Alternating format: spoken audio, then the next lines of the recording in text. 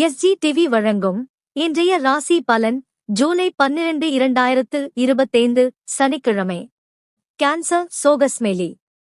தொழில் மேலதிக பணிகள் வரலாம். காதல் புதிய உறவுகள் தொடங்கும். நிதி சேமிப்பு செய்ய சிறந்த நாள். ஆரோக்கியம் உணவில் கவனம். சிம்மம் யோ சோகஸ்மெலி. தொழில் உங்கள் திறமைகள் அங்கீகரிக்கப்படும். காதல் ரொமாண்டிக் நாள். நிதி வருவாய் அதிகரிக்கும்.